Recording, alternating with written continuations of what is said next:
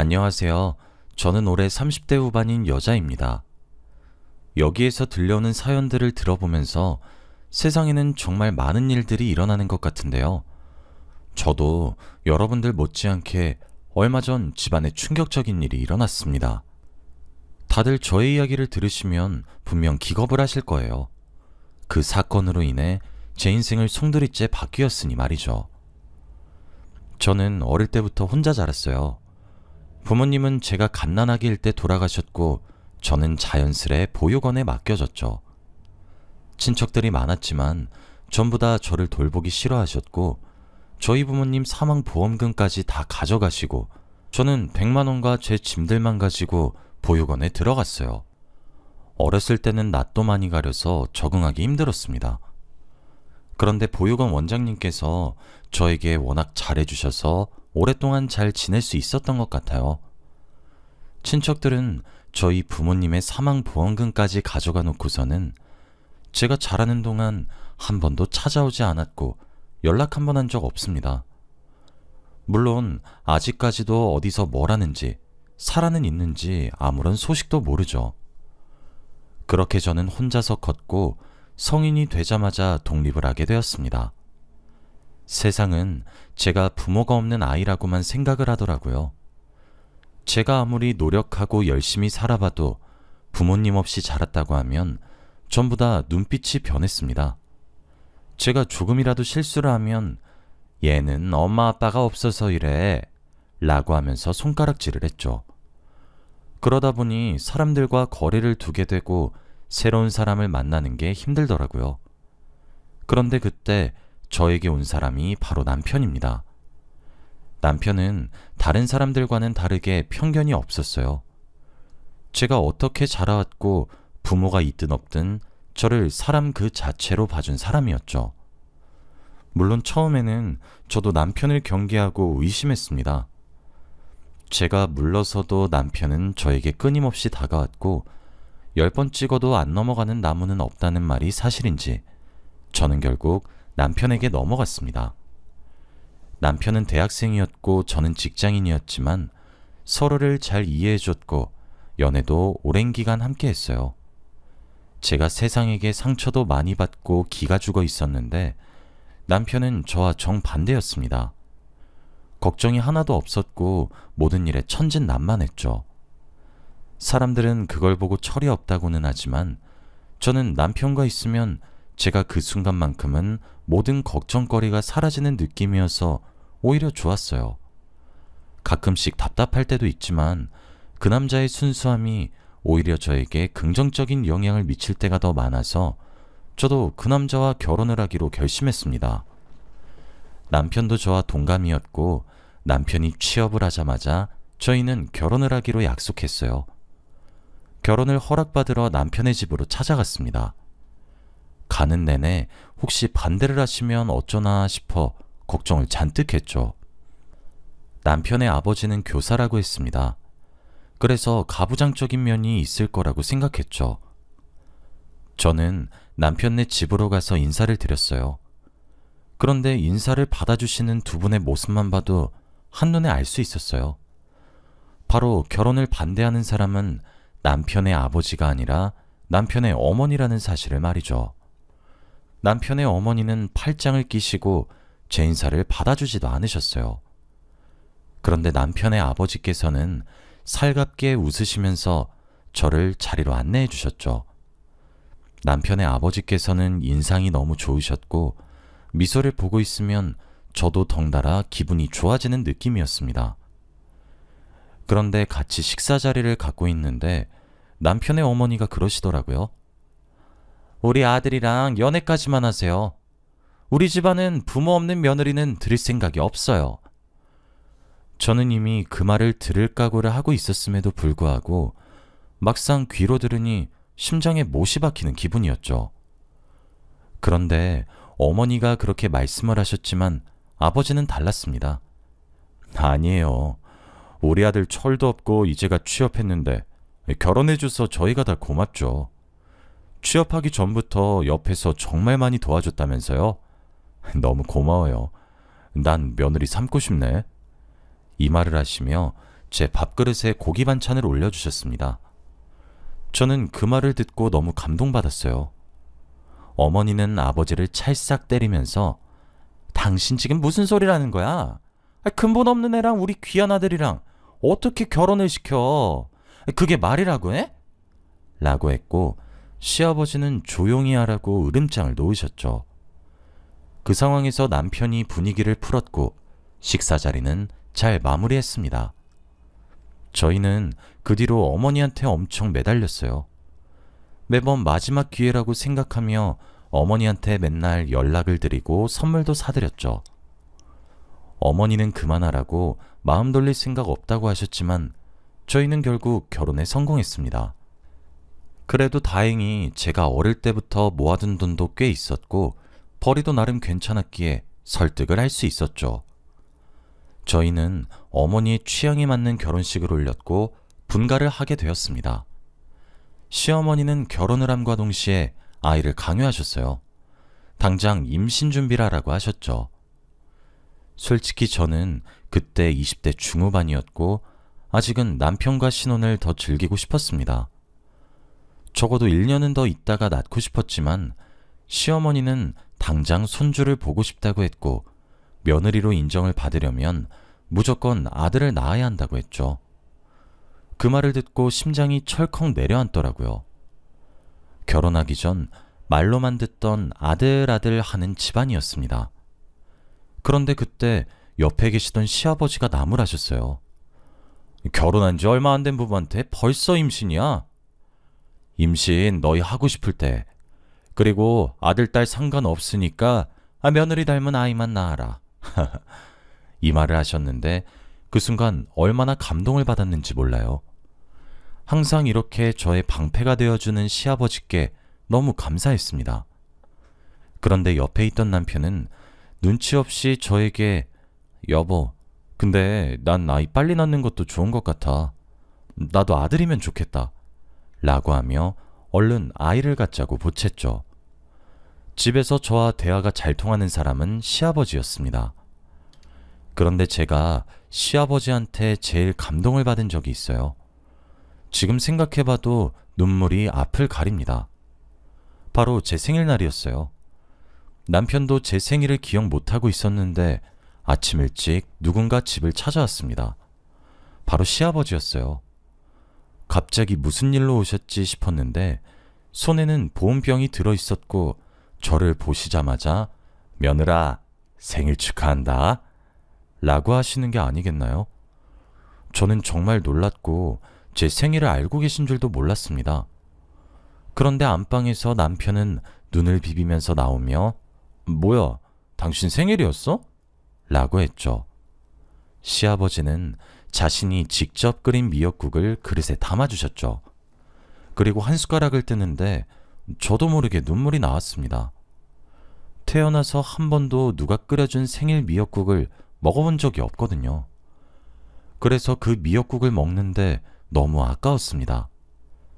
저도 모르게 감동을 받아 눈물을 뚝뚝 흘리고 있는데 옆에 있는 남편은 뭐야, 당신 왜 울어? 아버지가 만든 미역국 맛이 없어?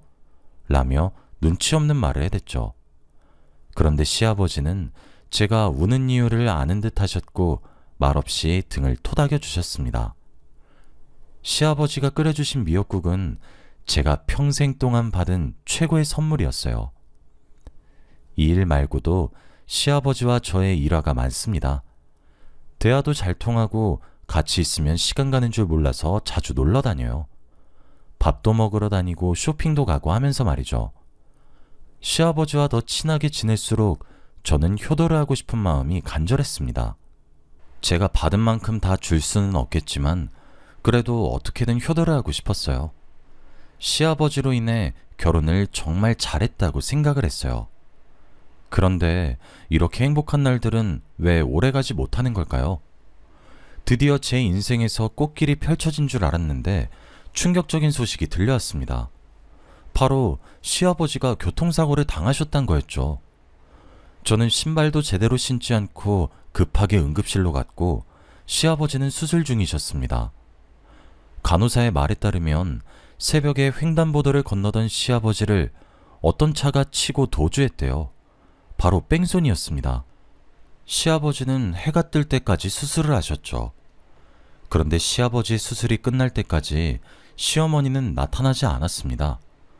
아무리 연락을 해도 받지 않으셨죠. 대체 어디서 뭘 하고 계신지 저와 남편은 알 수 없었고 묵묵히 수술이 잘 끝나기만을 빌었습니다. 그렇게 몇 시간의 대수술이 끝나고 의사 선생님께서 나오셨어요. 그런데 표정이 좋지 않았습니다. 저는 무언가 잘못되었다는 느낌을 받았고 의사 선생님께서는 시아버지가 하반신 마비가 올 거라고 말씀하셨어요. 그 말을 듣고 다리에 힘이 풀려 주저앉아 버렸습니다.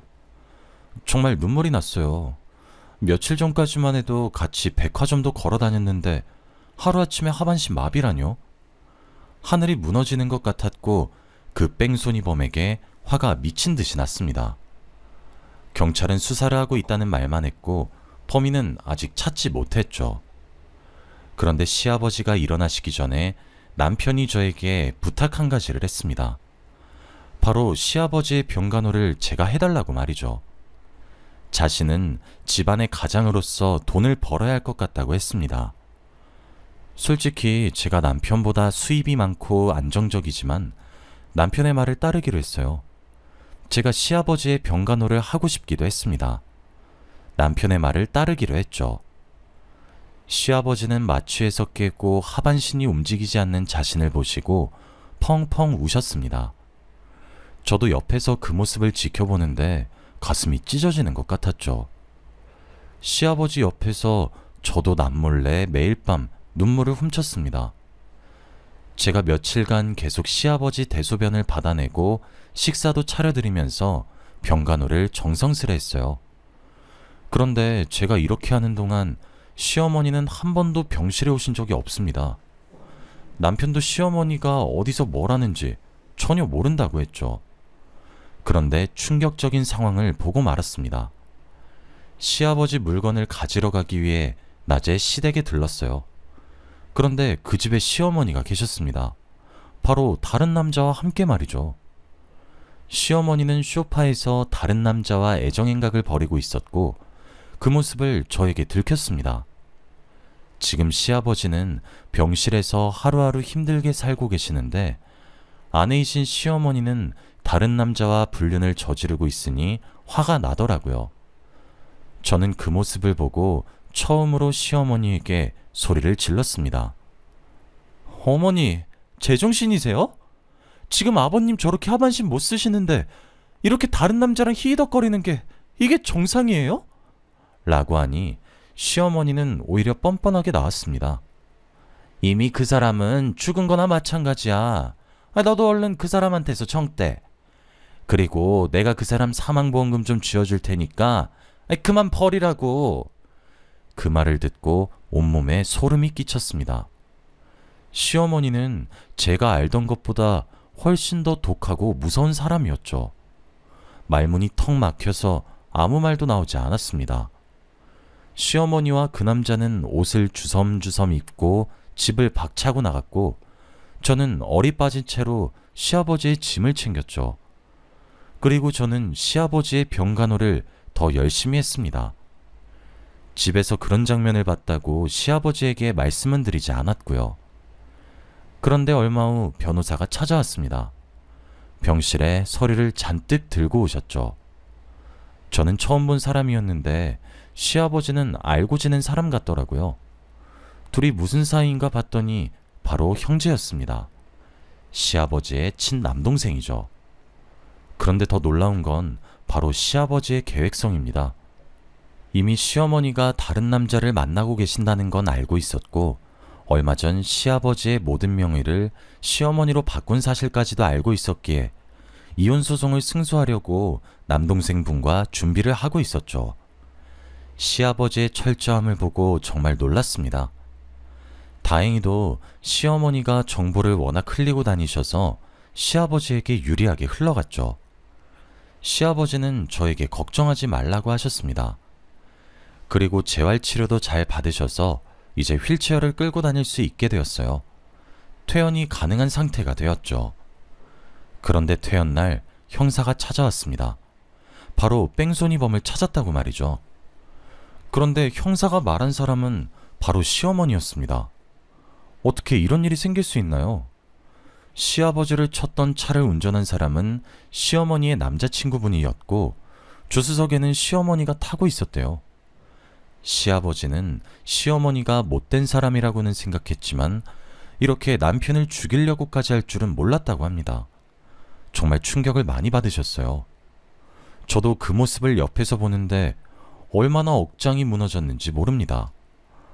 시아버지는 눈물을 흘리시며 말을 하셨죠. 대체 돈이 뭐길래 사람까지 죽이려고 하냐? 시어머니는 시아버지의 사망보험금을 노리고 죽이려고 했던 것이고 일부러 CCTV도 없고 인적 드문 곳에서 범행을 저지른 것이죠. 그 말을 듣는데 믿기지 않았습니다. 시아버지는 얼마나 충격이 컸을까요? 그런 사람이랑 몇십 년간 한솥밥을 먹으면서 살았는데 말입니다. 시아버지는 복수의 일을 가셨고 제대로 소송을 하기로 결심하셨습니다. 시어머니와 시어머니의 남자친구분은 바로 연행이 되셨어요. 두 사람은 시아버지한테 제발 합의해달라고 무릎을 꿇으면서 빌었지만 시아버지는 흔들리지 않으셨죠. 최대한 오랜 기간 감옥에서 썩으라고 하셨습니다. 그리고 재판을 했는데 감옥에 들어가게 되었죠. 이혼 소송으로 위자료도 많이 받을 수 있게 되었습니다. 시어머니는 평생 빚을 진 채 살아야 하는 것이었죠. 그래도 죄를 졌으면 평생 죄값을 달게 받았으면 했습니다.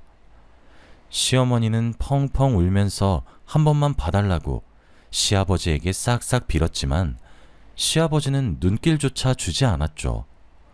두 사람은 후회를 했고 징역살이를 하게 되었습니다. 이제 시어머니까지 집에서 나가서 남편과 저 그리고 아버지까지 셋이서 행복하게 살 줄 알았어요. 저와 남편은 당분간 시아버지와 함께 살기 위해 시댁으로 짐을 옮겼죠. 그런데 남편은 시어머니가 감옥에 갔다는 사실과 남편을 죽이려고 했던 사실이 충격이 컸는지 한동안 계속 엇나갔어요. 그 천진난만하고 순수한 표정은 온데간데 없어졌고 하루 종일 술을 달고 살았습니다. 회사를 출근하지 않아서 결국 잘렸고 사람이 폭력적이게 변하기도 했죠. 그뿐만 아니라 외박도 자주 하고 여자도 만나는 것 같더라고요. 옆에서 제발 정신 차리라고 힘내자고 말을 해도 듣지를 않았습니다. 결국 남편의 휴대폰에서 불륜 증거를 발견하고 말았죠. 정말 그걸 보는데 손이 벌벌 떨리고 눈물이 나더라고요. 말로만 듣던 불륜을 직접 겪어보니 화가 미친 듯이 났습니다. 그런데 지금 집안 상황도 좋지 않고 시아버지도 이혼한 상태에서도 남편이랑 이혼을 하면 더 분위기가 좋아지지 않을 것 같아서 어떻게 해야 하나 고민을 했습니다. 정말 화도 나고 매일 밤 남편이 나가는 것이 그 여자를 만나러 간다는 것도 알지만 제가 어떻게 할 수 있는 게 없더라고요. 집안을 위해서는 제가 참아야 하는 걸까 싶었습니다. 그런데 시아버지가 그러시더라고요. 하고 싶은 대로 하라고 말이죠. 왠지 모르게 시아버지는 다 알고 계신 것 같았습니다. 항상 멀리서 상황을 다 지켜보시고 제가 고민하고 있는 걸 어떻게 알아차리셨는지 해결법을 다 주세요. 그래서 제가 시아버지에게 감사한 것도 많죠. 정말 도움을 많이 받았거든요. 시아버지의 남동생분의 도움으로 저는 남편과 이혼소송을 진행했습니다. 상간녀 소송도 같이 했고 남편은 변명의 여지가 없는지 바로 인정을 하더라고요. 그리고 워낙 흘리고 다닌 정보도 많아서 승소하는 것이 쉬웠습니다. 그 여자는 남편이 유부남인 줄 몰랐다고 말을 하더라고요. 그래서 결국 소송과 동시에 불륜녀와 관계도 끝났다고 합니다. 남편은 저와 이혼 후 집을 나갔어요. 어디서 어떻게 사는지 전혀 알지 못합니다. 그래서 시댁에는 저와 시아버지만 살고 있죠. 그런데 정말 편안하고 행복합니다. 시아버지는 정말 저를 친딸처럼 여겨주세요. 그래서 나이 30이 넘어서 아버지가 생긴 기분을 처음 느껴봅니다. 남편은 시아버지에게 연락도 하지 않고 시아버지의 연락을 받지도 않아요. 지금은 전 남편이지만 그 사람이 워낙 철이 없어서 어떻게 살고 있을지는 궁금하지만 그래도 제가 먼저 연락을 하지 않으려고 해요. 시아버지는 이제 휠체어를 워낙에 잘 타셔서 제 도움이 없어도 혼자서 척척 잘하세요. 저는 시아버지에게 효도를 하기 위해 모아놨던 돈들을 전부 시아버지에게 쓸 계획입니다. 지금 몇 년째 시아버지와 살고 있는데 정말 편하네요. 이제 저의 인생이 행복해지나 싶습니다. 다들 저의 이야기를 들으시고 깜짝 놀라셨죠? 저도 이렇게 글로 쓰고 나니까 저희 집안에서 일어난 일이 보통 일이 아닌 것 같습니다. 저 같은 일 겪지 않으셨으면 좋겠어요. 그리고 배우자도 잘 만나시길 바랍니다. 저희 이야기는 여기까지예요. 들어주셔서 감사합니다.